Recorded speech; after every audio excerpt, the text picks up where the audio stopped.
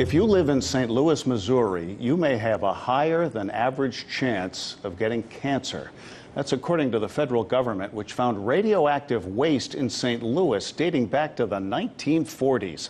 The federal government is saying this may be directly linked to cancer, and a branch of the CDC is working on preventing other residents from falling ill. Here's RT correspondent Ashlee Banks with more. For the very first time, federal health officials are saying on record that St. Louis residents may have a higher chance of getting cancer. This dates back to the 1940s and the 1950s when St. Louis was key to America's nuclear program. The federal government hired a chemical company to process uranium used to make the atomic bombs dropped in Japan in World War II. The radioactive waste was then stored at sites in North County, St. Louis.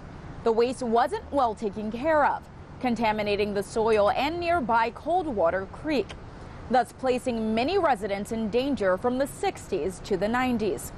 Over the years, many residents developed lung, bone, and other rare forms of cancer and brought a class action lawsuit against the chemical company.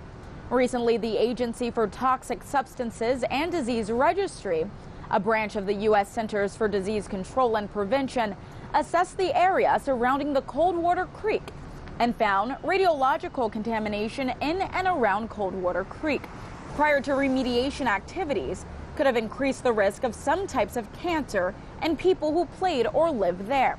I spoke with Kevin Camps, a radioactive waste specialist with Beyond Nuclear, and I asked him, is the government treading lightly by saying the Manhattan Project may be connected to cancer? This government agency usually downplays and minimizes the health risks from radioactive contamination, so it's quite significant that they've admitted that bone cancer and lung cancer and leukemia, skin cancer and breast cancer are associated with these Manhattan Project wastes that have been dumped around various parts of St. Louis, not only Coldwater Creek, but also Westlake landfill. And another detail that's important in this report is that they have not even accounted for airborne radioactivity, so wind-blown dust that's radioactive has not yet been accounted for. So people living in these neighborhoods are unfortunately still exposed from this radioactive dust blowing around. The agency is advising residents or former residents to get evaluated by their physician.